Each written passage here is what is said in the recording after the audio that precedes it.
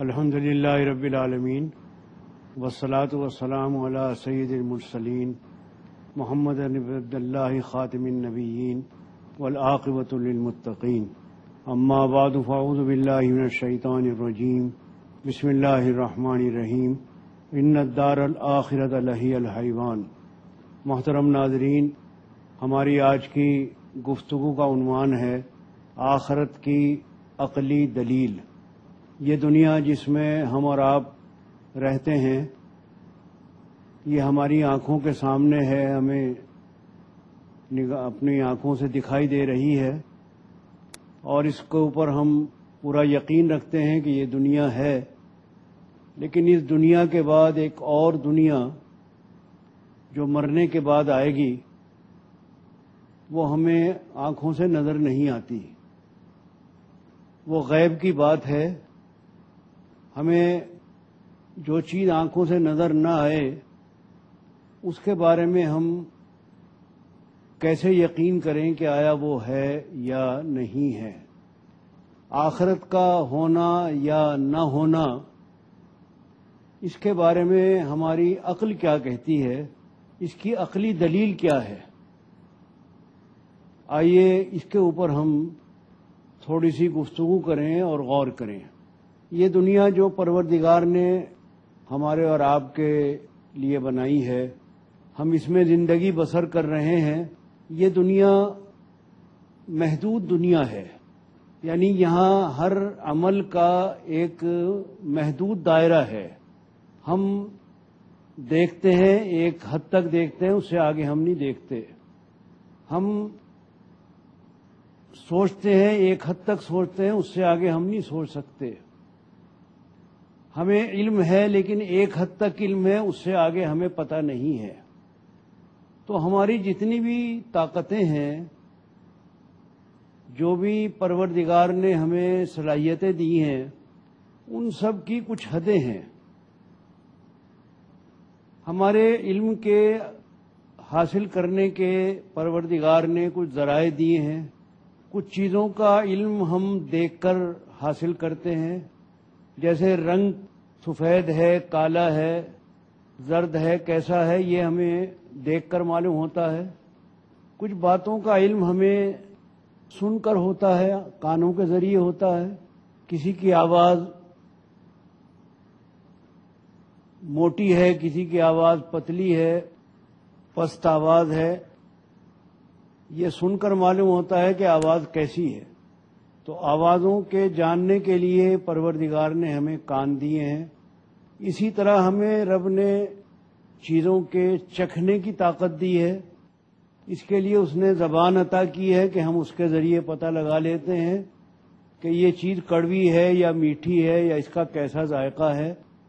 اسی طرح پروردگار نے ہمیں سونگھنے کی طاقت دی ہے، خوشبو اور بدبو کا پتہ ہم اپنی ناک کے ذریعے لگا لیتے ہیں۔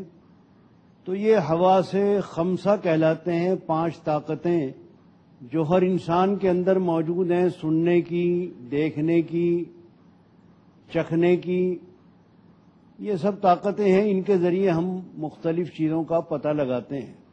اس کے علاوہ ایک طاقت اور بھی ہمیں ہمارے پیدا کرنے والے نے عطا کی ہے، اور وہ ہے عقل اور سمجھ۔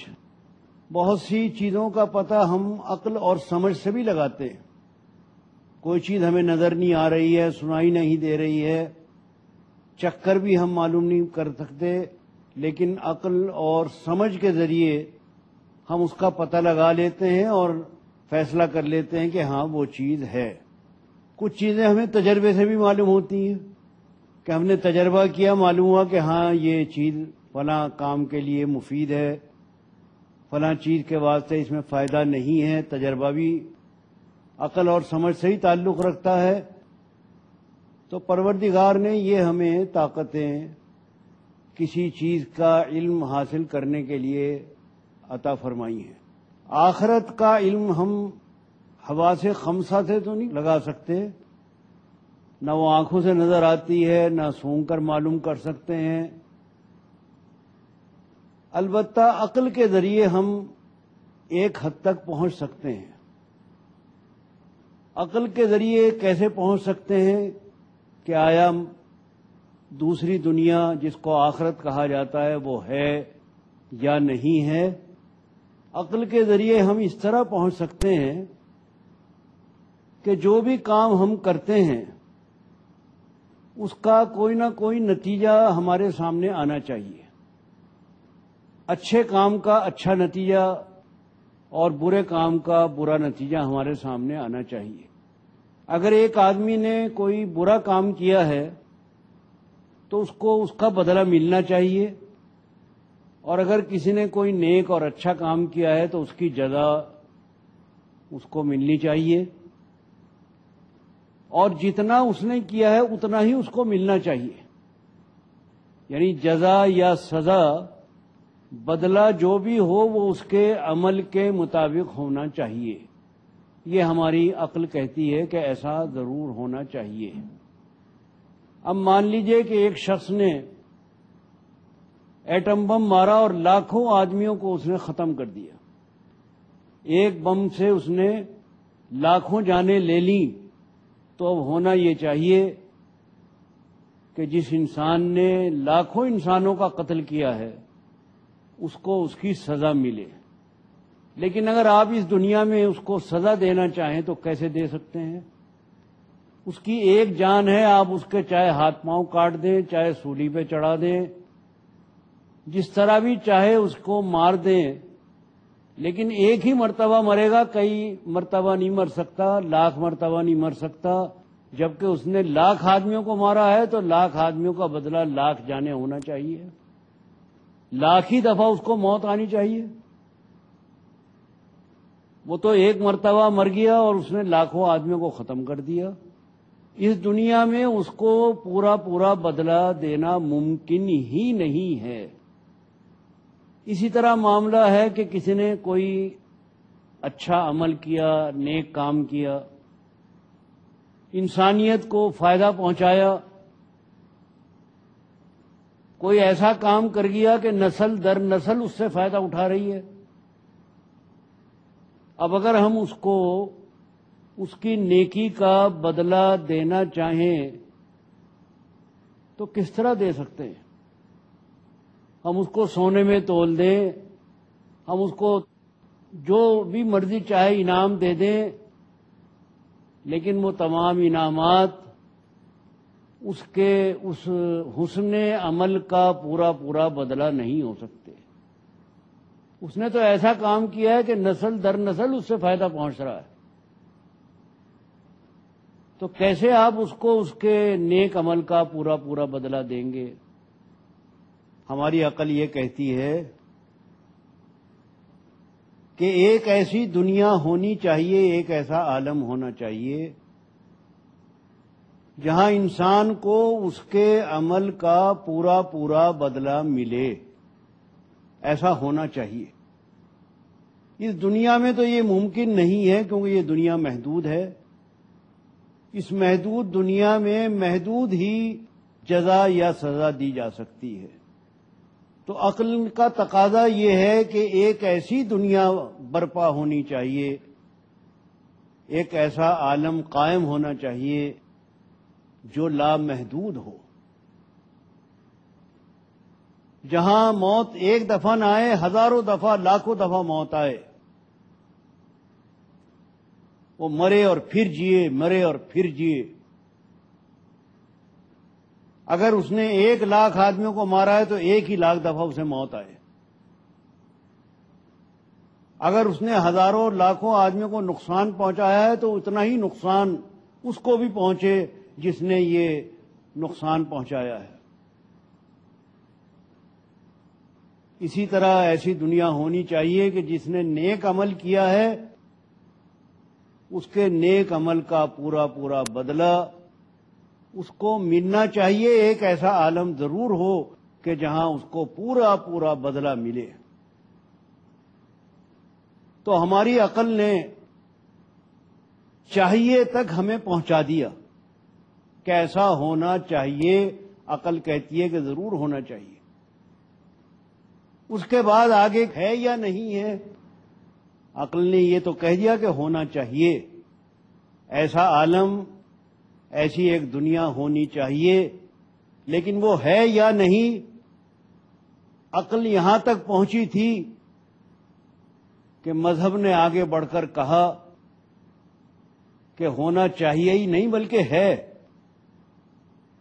ایک ایسا عالم پروردگار نے بنایا ہے، ایک ایسی اور دنیا بھی بنائی ہے، ایک عالم آخرت بنایا ہے جہاں انسان کو اس کے اعمال کا پورا پورا بدلہ ملے گا۔ اچھا کیا ہے تو اچھا، اور برا کیا ہے۔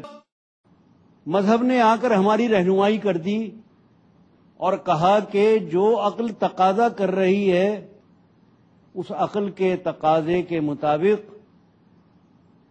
ایسا عالم موجود ہے، پروردگار نے پیدا کیا ہے، اور انسان مرنے کے بعد اسی عالم میں چلا جاتا ہے۔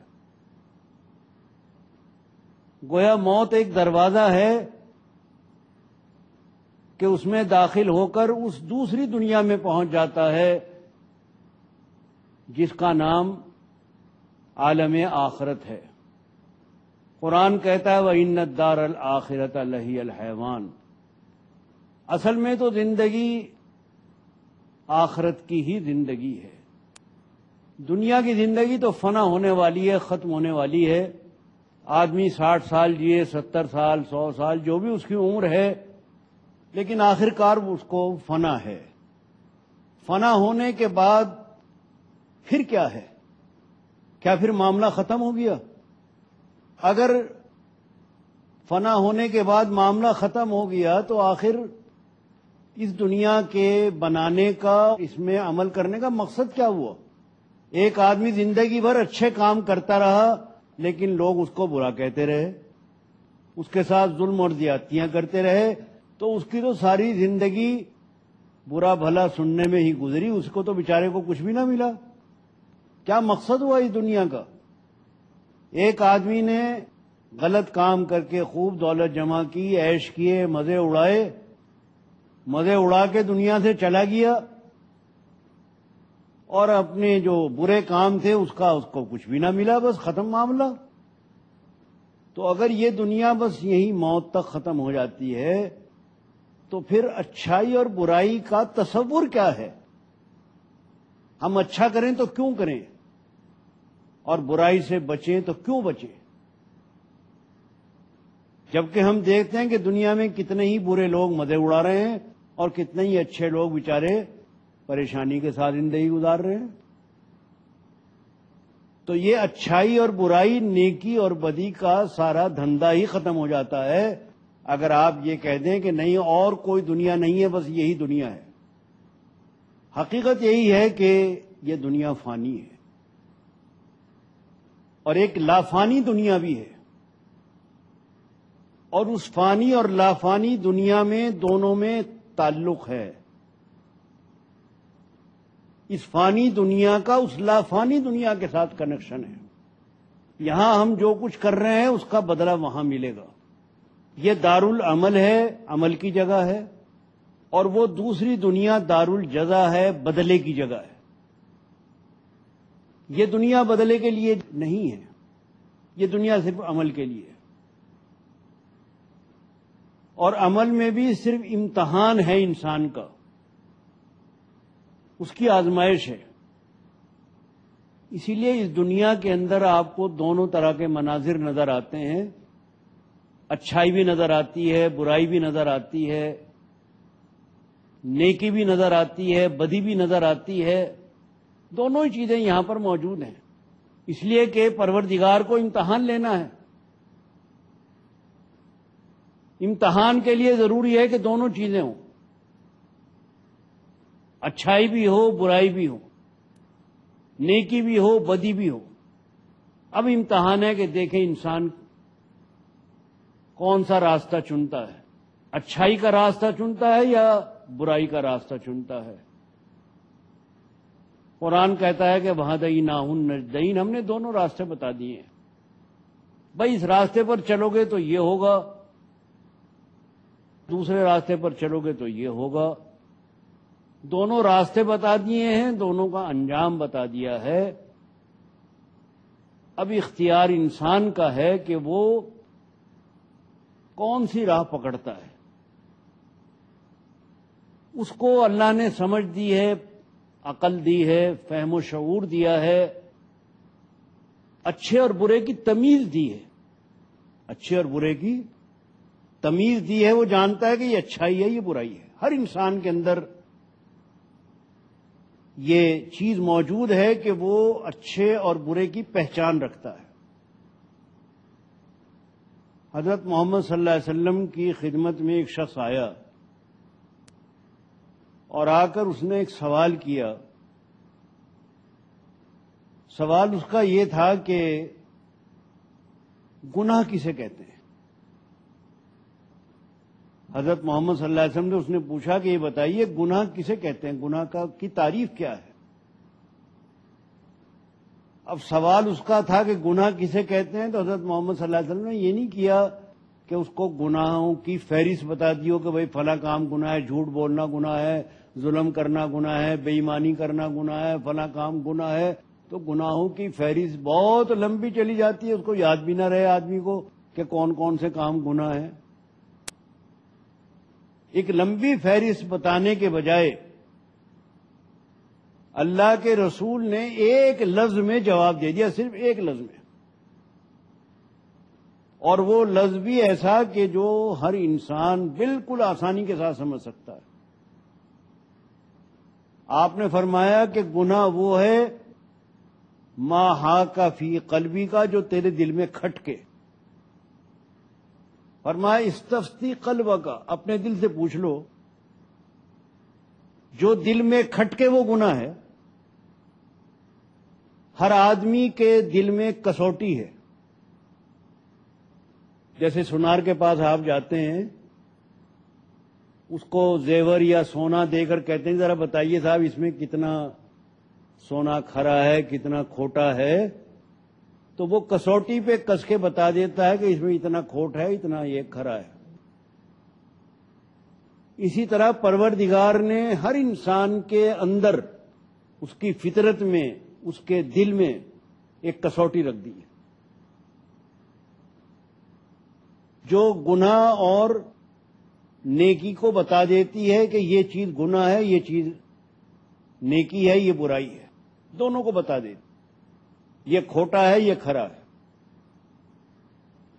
تو آپ نے کہا کہ تم اپنے دل سے پوچھو، دل گواہی دے دے گا، دل بتا دے گا کہ کیا چیز گناہ ہے، کیا چیز نہیں ہے. تو پروردگار نے ہر انسان کے اندر یہ جوہر رکھ دیا ہے. اس جوہر سے وہ کام لینا چاہے تو لے سکتا ہے. وہ الارم بجتا ہے، اگر وہ سننا چاہے تو سن سکتا ہے، اور سن کر انسنی کر دے تو اس کی مرضی ہے. تو اس کے اندر یہ شعور ہے، یہ سمجھ ہے، وہ جانتا ہے کہ یہ اچھا ہے، یہ برا ہے. اس لیے کہ یہ دنیا دارالعمل ہے، عمل کی جگہ ہے، امتحان کی جگہ ہے، آزمائش کی جگہ ہے. اس امتحان کے بعد رزلٹ بھی تو آنا چاہیے. اب دیکھیے امتحان دے دیا جائے، پرچہ دے دیا جائے، اور یہ نہ معلوم ہو کہ کون کامیاب ہے، کون ناکام ہے، کون فیل ہوا ہے، کون فرسٹ ڈویژن آیا ہے، کون سیکنڈ آیا ہے. اگر یہ نہ معلوم ہو تو پھر امتحان کا فائدہ کیا ہوا؟ ہر اسٹوڈنٹ، ہر طالب علم انتظار کرتا ہے، اور بے چینی کے ساتھ انتظار کرتا ہے کہ مجھے معلوم ہو کہ میں فیل ہوں یا پاس ہوں، اور کتنے میرے نمبر آئے ہیں.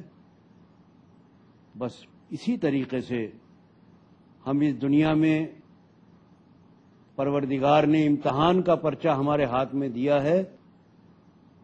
امتحان ہے یہ دنیا، امتحان حال ہے، اور موت جیسے آتی ہے وہ امتحان کا پرچہ ہمارے ہاتھ سے لے لیا جاتا ہے. جیسے ٹائم ختم ہو جاتا ہے کہ بھائی ٹائم پورا ہو گیا، پرچہ دے دو. موت جو ہے وہ اس امتحان کے وقت کا ختم ہونا ہے.